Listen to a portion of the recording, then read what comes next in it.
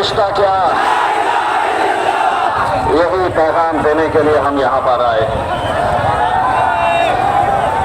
यहाँ पर अल्हम्दुलिल्लाह इतनी बड़ी तादाद के अंदर पिछले 14 घंटे से हम लोग निकले हुए हैं आपके इस मुकाम तक पहुंचने के लिए।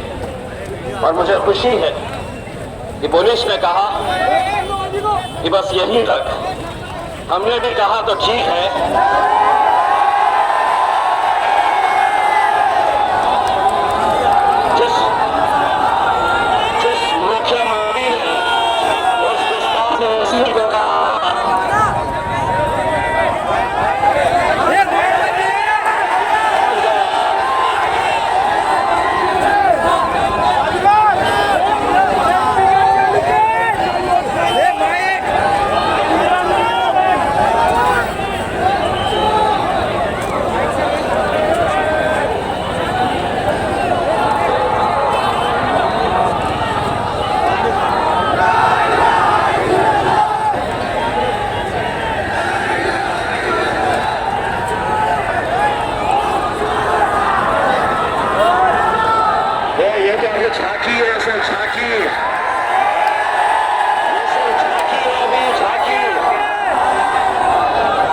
मुझसे कह रहे थे देखते हैं मुंबई तक कैसा पहुंचते हैं, कर कह रहे थाने तक तो पहुंच।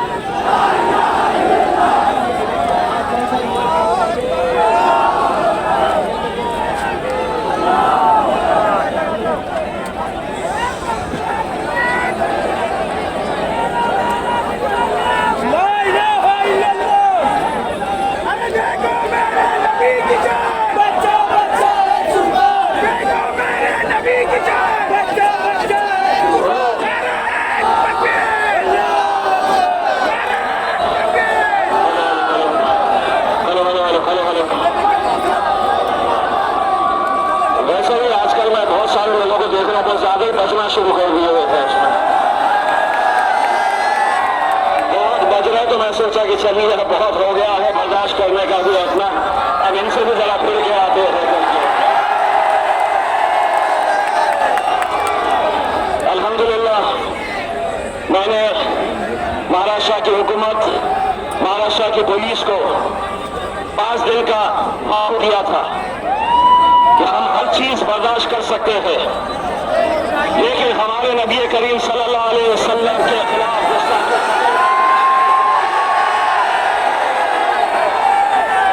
जब जलील को गाली दो बर्दाश्त कर लेगा, सुन लेगा। लेकिन अगर तुम ये समझ रहे हैं कि कोई करेगा, कुछ भी करेगा, सारा रजिस्टर होने के बावजूद भी कौन तुम्हारे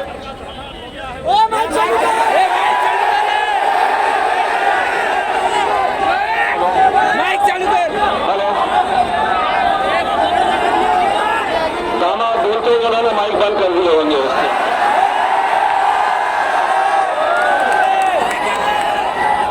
वो बोले तो सब चलता, हमने दामाद बोल दिया तो माइक बंद कर दो हमारे। लेकिन अब एक बात समझ लो, जो भाषा तुमको समझ में आती है वो अल्हम्दुलिल्लाह वो बोलना हम जानते हैं। ये गलत फहमी का शिकार ना रहे कि कोई भी आएगा, कोई भी खड़े रहेगा, कुछ भी बोलेगा, और कोई भी का मतलब है इतने से प्यादे जो है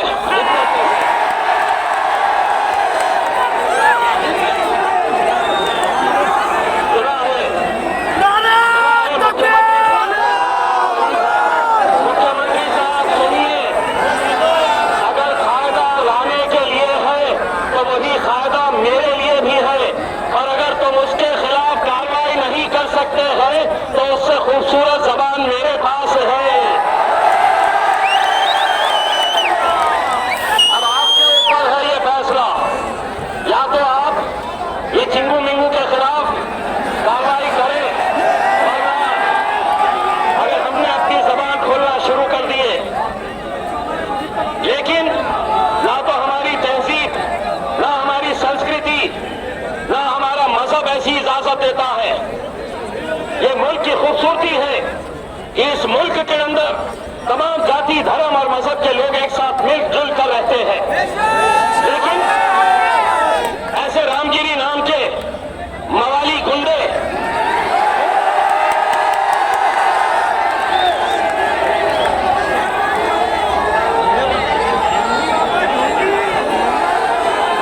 अगर तुझे बोलना है तो अपने धर्म की अच्छाई के बारे में बोल, इंसान बनकर कैसे जिया जा सकता है इसके बारे में बोल। लेकिन मैं भी अच्छी तरह से जानता हूं,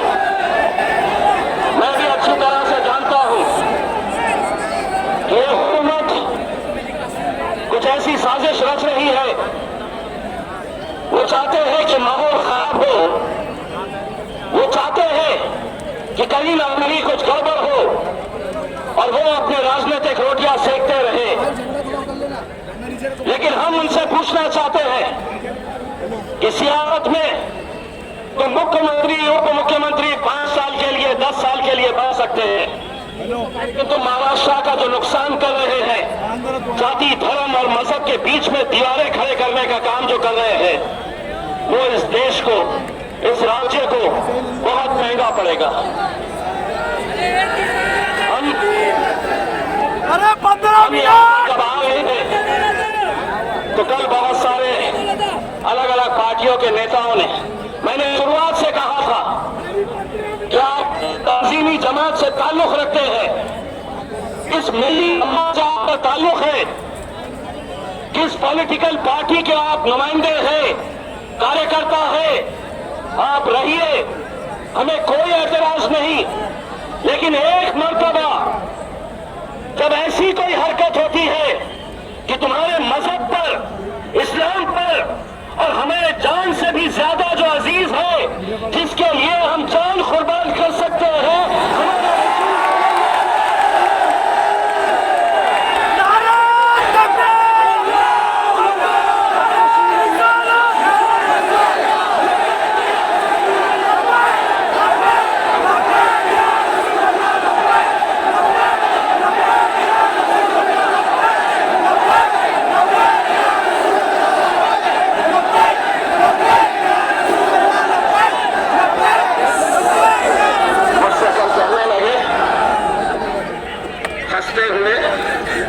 मुंबई जाने वाले हैं।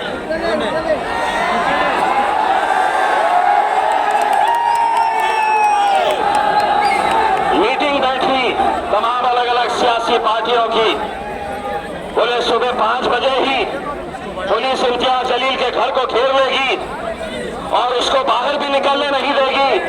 मैंने कहा कि अगर देते हैं तो इम्तियाज जलील को पहचान कर कहा है।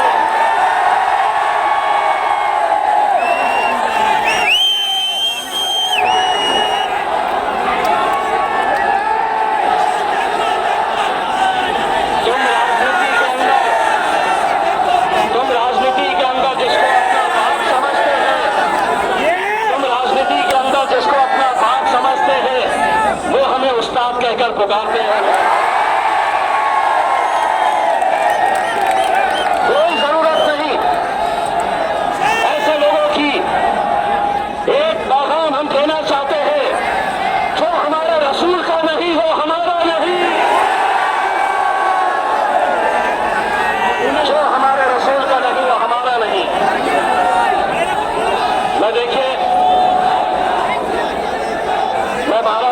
पुलिस का, महाराष्ट्र की पुलिस का मैं बहुत आदर करता हूं।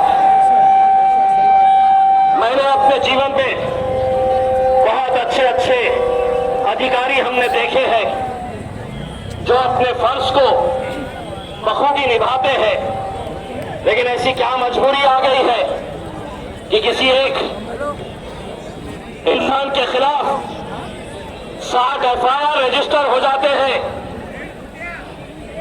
और एक के ऊपर कार्रवाई नहीं करते हैं। किसने बांधे हैं आपके हाथ? क्यों आप इतने मजबूर हो गए हैं?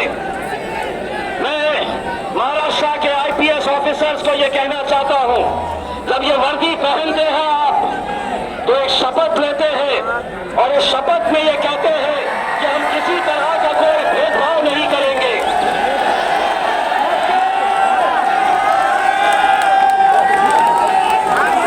सारे कानून हम पर ही आजमाए जाएंगे,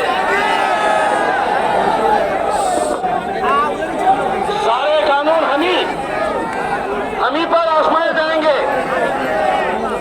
अब अगर वैसा है तो टिंगू ने बोला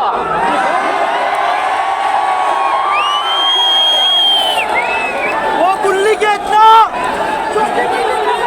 यकीन मानिए मैं मजाक नहीं कर रहा हूँ, बहुत संजीदगी के साथ कह रहा हूँ। मेरे जो कायद है बैरिस्टर असदुद्दीन अवैसी साहब,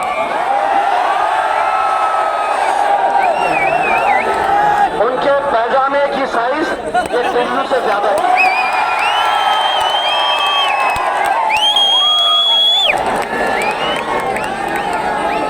अरे मेरे राजा, 6 गाड़ियां बाउंसर्स के, पुलिस वालों के, सिक्योरिटी के, तेरी खुद की फटी पड़ी रहती है, तू कहेगा किसके साथ? हम सुन रहे हैं तो तू समझा कि मैं कुछ भी बोलता चलूंगा। एक बात समझ ले, दूसरे नेताओं में और फर्क है। हम आंख में आंख डालकर सवाल करना जानते हैं, अच्छी तरह से हम समझते हैं, लेकिन हम पुलिस से ये पूछना चाहते हैं, क्या ये जुर्म नहीं है, क्या ये गुनाह नहीं है कि किसी एक पूरे समाज को धमकी देना कि मैं तुम्हारे मस्जिदों में घुस घुस कर चुन चुन कर मारूंगा?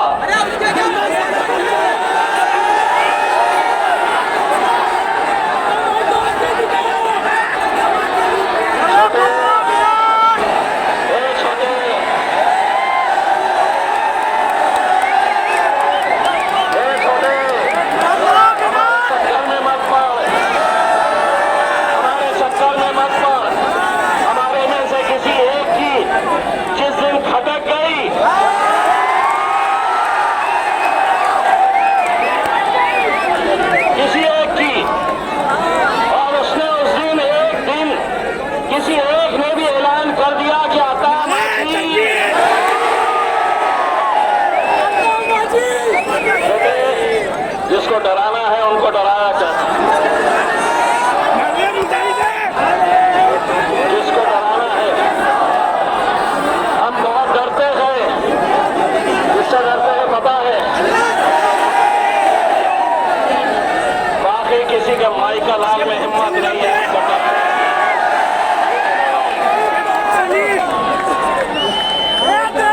बंबई तक कैसा पहुंचेगा? वैजापुर में रोक देंगे, आगे रोक डालेंगे,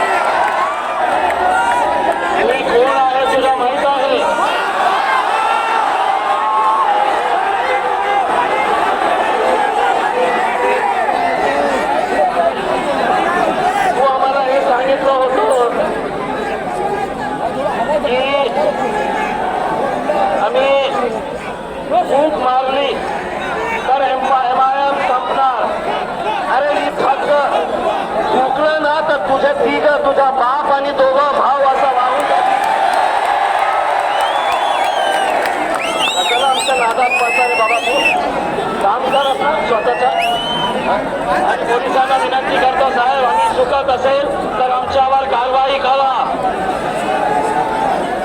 आम्ही चुकत असेल तर आमच्यावर कारवाई करा. पण असा प्रकारे अगर ऐसे ही हरकतों की वजह से अगर ये गुंडे मवालियों को फ्री छोड़ दिया गया, तुम्हारी राजनीति तुमको मुबारक. लेकिन हम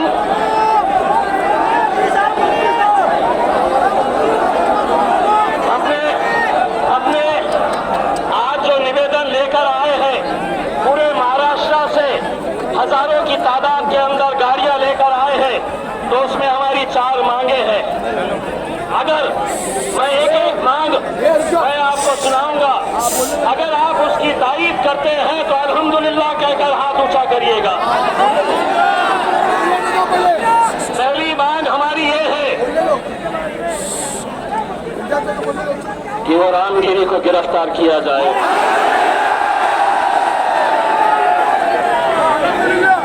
दूसरी मांग ये है कि ये टिल्लू के ऊपर कार्रवाई की जाए.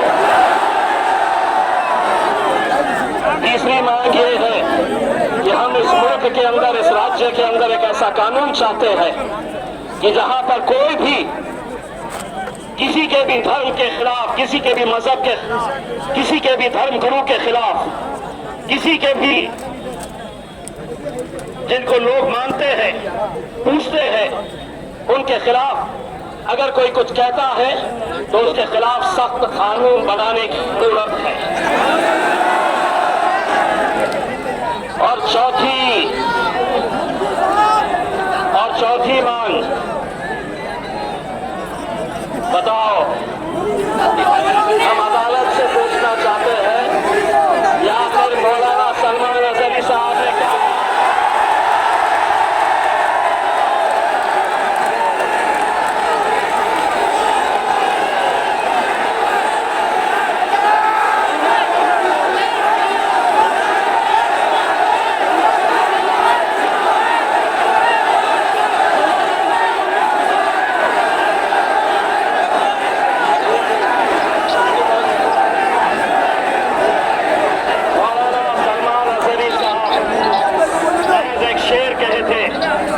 किसी जाति, किसी धर्म, किसी इंसान का नाम नहीं लिया गया था.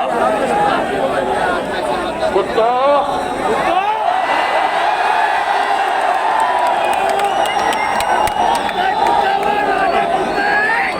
तुम क्यों समझ लिए अपने आप को?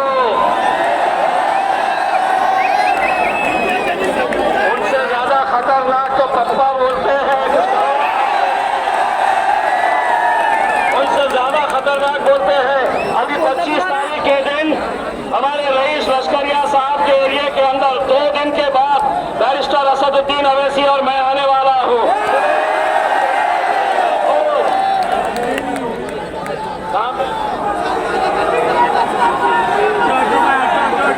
25 तारीख के दिन जोगेश्वरी के अंदर बड़े पप्पा, छोटे पप्पा,